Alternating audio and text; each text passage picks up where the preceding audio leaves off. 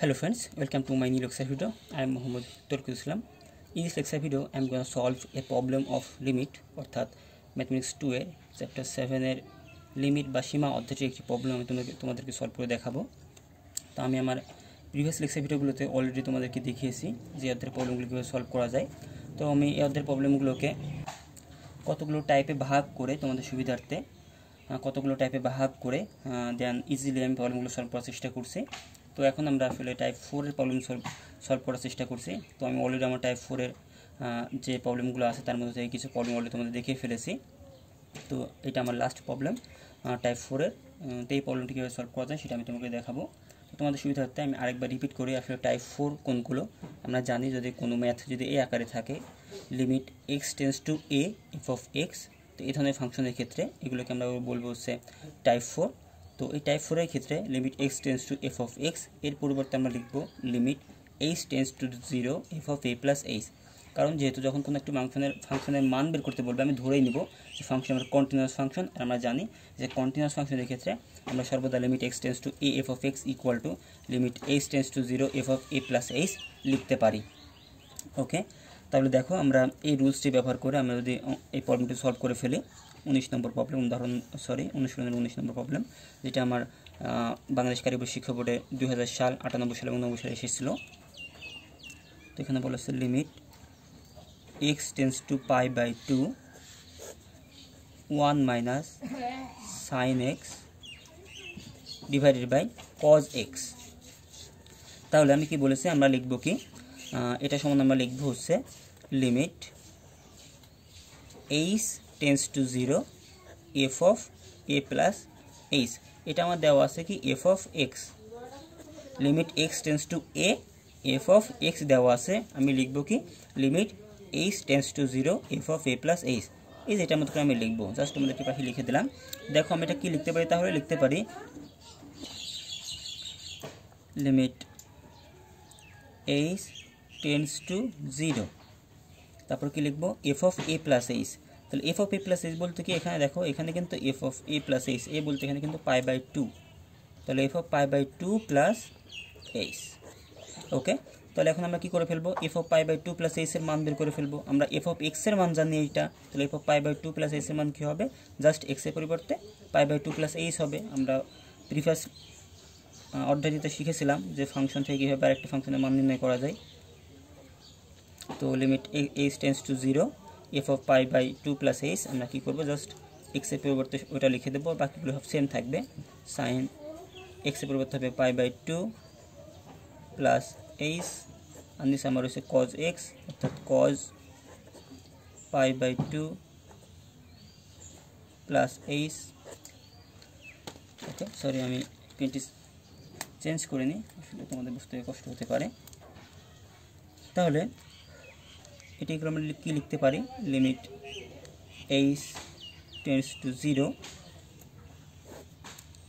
1 minus sine pi by 2 plus h। আমরা জানি পাই by 2 অর্থাৎ 90 ডিগ্রি, আর আমরা ম্যাথমেটিক্স 1 শিখে এসেছিলাম যে যদি 90 ডিগ্রিকে রেফারেন্স হিসাবে ধরা হয় তাহলে সাইন কজ হয়ে যায়, তাহলে সাইন হয়ে গেল কজ, তাহলে সাইনের পরিবর্তে এটা কী হয়ে যাবে কজ h হয়ে যাবে, কজ h।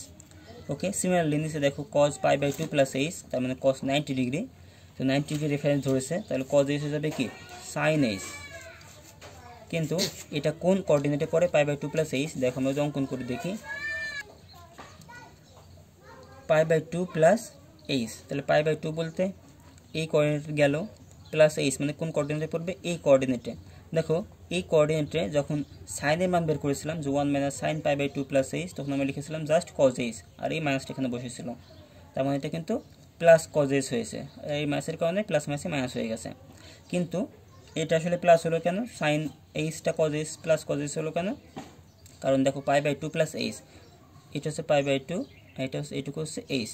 তো এই ক্ষেত্রে আমরা জানি এই ঘরে আমার সাইন আর কোসেকের মান হয় পজিটিভ, কিন্তু যখন কস পাই বাই 2 প্লাস h মান নির্ণয় করছি তখন আবারও সেকেন্ড কোঅর্ডিনেটে পড়ছে, ফার্স্ট কোঅর্ডিনেট সেকেন্ড কোঅর্ডিনেট, তো এই কোঅর্ডিনেটে কিন্তু আমার কসের মান কিন্তু পজিটিভ না, এই জন্য এখানে আমার একটি নেগেটিভ চিহ্ন আসবে, তাহলে cos pi by 2 plus h equal হবে মাইনাস সাইন h। ওকে, এখন দেখো এটা কিন্তু আমার পড়ে গেছে কোথায়, টাইপ 3 তে। তোমরা যারা টাইপ 3 প্রবলেমগুলো সলভ করে আসোনি তবে অবশ্যই আমার প্রিভিয়াস লেকচার ভিডিওগুলো দেখে টাইপ 3 প্রবলেম সলভ করে দেন যদি একটু সলভ করো তাহলে তোমাদের জন্য এই প্রবলেমটা সলভ করা অনেক ইজি হয়ে যাবে। এখন তাহলে দেখো এটা এখন টাইপ 3 তে পড়ে গেছে। এখন আমরা কী করতে পারি, আমরা বলেছিলাম টাইপ 3 ক্ষেত্রে সর্বদা উপরে থাকবে 1 - cos x আকার কিছু থাকবে এবং নিচে আমার যে কোনো জিনিস থাকতে পারে। তো এটাকে আমরা কী করব, 1 - cos x কে আমরা সর্বদা চেষ্টা করব 1 - cos 2x বানানোর, এবং 1 - cos 2x আমরা জানি 2 sin square x, সেটা আমরা লিখব। দেন আমরা যে অংশটি পাবো সেই অংশটিকে আমরা sin θ/θ এই আকারে লেখার চেষ্টা করব।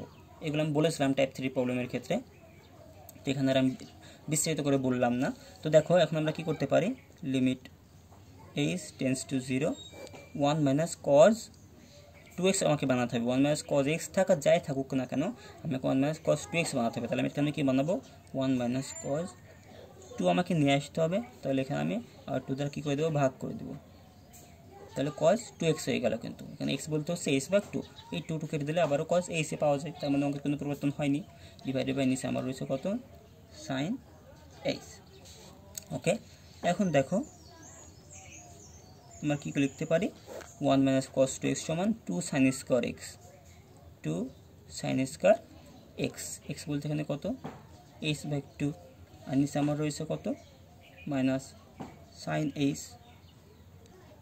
তো আমি বলেছিলাম যে 1 - cos 2x কে 2 sin square x সূত্র লেখার পরে আমরা চেষ্টা করবো কী করার, sin θ/θ অথবা θ/sin θ এই দুইটার যে কোনো একটা আকার তৈরি করতে। তো আমি এখন চেষ্টা করব এই দুটোকে sin θ/θ বা θ/sin θ এর যে কোনো একটি আকার তৈরি করতে, কারণ আমরা জানি যে ত্রিকোণমিতিক অনুপাতের ক্ষেত্রে sin θ/θ = 1 এবং θ/sin θ = 1। লিমিট যদি θ টেন্ডস টু 0 হয় তো এখানে আমার লিমিটটা 0ই রয়েছে, তাহলে লিমিট h টেন্ডস টু 0। আমি এখন চেষ্টা করব sin θ/θ অথবা θ/sin θ আকারে লেখার। তাই দেখো এখানে যে দুইটা সাইন রয়েছে আমি দুটোকে আলাদা করে ফেলবো। তার আগে আমি একটি কাজ করতে পারি, যে 2 আমার কনস্ট্যান্ট সংখ্যা, আমরা জানি কনস্ট্যান্টকে সবসময় আগে নিয়ে চলে আসতে হয়। তাহলে আমি -2 মাইনাস যেহেতু আছে -2কে আগে নিয়ে চলে আসতে পারি। তাহলে আমি কী করলাম, -2কে আগে নিয়ে চলে আসলাম into limit h tends to 0, বাকিটুকু লিখব। বাকিটুকু আমার কী থাকলো, sin square h/2 আর মাইনাস sin h, এটাকে আমি আলাদা করে লিখি, তো মাইনাসটা আমি আগে লিখে ফেলেছি। তাহলে 1/sin h থাকলো ইন্টু এখানে আমার থাকলো কি sin square h/2। দেখো আমি -2কে আগে নিয়ে চলে আসছি, মাইনাসটাকে আগে নিয়ে আসছি, 2কে আগে নিয়ে চলে আসছি, আর sin square h/2 ছিল, এটা লিখলাম sin square h/2, আর নিচে আমার ছিল sin h, তাহলে 1/sin h লিখে ফেললাম। এখন আমি কী করবো, জাস্ট আমি এখন অঙ্কের ফরম্যাট তৈরি করব, θ/sin θ অথবা sin θ/θ, h টেন্ডস টু 0। দেখো এখানে আমার নিচে রয়েছে sin θ, θ বলতে এখানে h, ঠিক আছে। তাহলে sin θ, তাহলে উপর আমার লাগবে কি, θ লাগবে, তাহলে কিন্তু আমরা মান বসাতে পারবো। ওকে, আর তাহলে 1/sin θ আছে, এটাকে আমি কী করবো, θ/sin θ আকারে তৈরি করবো। তাহলে θ বলতে এখানে h, তাহলে h/sin h। ওকে, h/sin h, কিন্তু এখানে কি আমার h ছিল, আমি তো সেখানে লিখলাম, উপরে যে h লিখলাম এখানে তো h ছিল না। তাহলে আমার কী করতে হবে, অবশ্যই h-টাকে আবার ভাগ করে দিতে হবে। তাহলে আমি কী করবো, গুণ করে দিলাম, গুণ করে 1/h করে দিলাম। তাহলে দেখো h-টি কিন্তু আবার আমার ভাগ হয়ে গেল। তাহলে দেখো আমাকে কোনো পরিবর্তন হয়নি, কারণ আমি কী করতে পারি, এখন চাইলে h কেটে দিতে পারি, তাহলে আবার 1/sin h পাবো। তাহলে আমি h/sin h কেন লিখলাম, যাতে আমরা θ/sin θ এই আকারে অঙ্কটি গঠিত করতে পারি। এবার দেন এটাকে আমরা তাহলে সিমিলার আকার গঠন করার চেষ্টা করব। দেখো এখানে আমার রয়েছে কি sin square h/2, তার মানে এখানে রয়েছে sin, তাহলে এখানে θ = রয়েছে কি h/2। তাহলে আমি যদি sin θ/θ আকারে লিখি তাহলে নিচে আমার লাগবে কি h/2, আমার গঠিত করতে হবে কীভাবে, sin θ/θ আকারে, কিন্তু এখানে তো স্কোয়ার রয়েছে, এখানে আমি স্কোয়ারটা কী করতে পারি, একেবারে উপরে দিয়ে দিতে পারি, sin θ/θ হোল স্কোয়ার হয়ে গেল। ওকে, তাহলে কিন্তু sin θ/θ এই আকারে বসেছে। তাহলে দেখো h/2 কিন্তু আমার এখানে ছিল না, এটা আমি নিয়ে আসছি, h/2 এটা আমার ভাগ আকারে ছিল না, কিন্তু h/2কে আমি ভাগ আকারে লিখেছি। তাহলে এটা আবার কী করতে হবে, আবার নিশ্চয়ই গুণ করতে হবে। তাহলে h/2কে আবার গুণ করে দিলাম। তাহলে এর উপর আবার কী ছিল, স্কোয়ার ছিল, h/2 উপর স্কোয়ার রয়েছে, তাহলে এখানে আমার কী হবে, স্কোয়ার হবে। ওকে, এখন দেখো তাহলে এখন যদি আমরা মান বের করে ফেলি, -2 লিমিট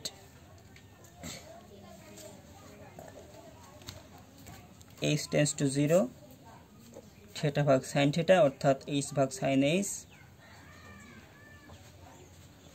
ইন্টু এটাতে আমি লিখতে পারি কি sin এইচ ভাগ 2 ডিভাইডেড বাই এইচ ভাগ 2, তাহলে এখানে sine theta by theta whole square into H ভাগ 2, এইচ স্কয়ার ভাগ, তাহলে এইচ স্কয়ার ভাগ 4। আর এই এইচটা আমি এখানে লিখতে ভুলে গেছিলাম, 1 ভাগ এইচ, তাহলে সেটা লাস্টে লিখে দিলাম 1 ভাগ এইচ। তাহলে এইচ স্কয়ার যদি কাটাকাটি করি তাহলে আমি পাচ্ছি এইচ ভাগ 4।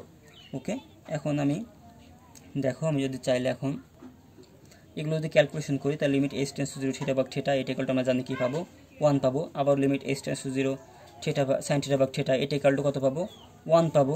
কিন্তু এদিকে আমি যতই পাই না কেন, দেখো এখানে আমার কিন্তু একটি এইচ গুণ আকারে রয়েছে, তো এইচ গুণ আকারে রয়েছে, তো এইচ এর মান কত, 0। তাহলে এইচ এর মান যদি আমরা এখানে বসিয়ে দিই, তাহলে এদিকে আমার মান যাই পাই না কেন, যেহেতু এখানে একটা এইচ রয়েছে, তো এইচ এর মান যেহেতু 0 দ্বারা গুণ করলে এদিকে মান যাই হোক না কেন, সেগুলো সব ইকুয়াল টু কী হয়ে যাবে, 0 হয়ে যাবে।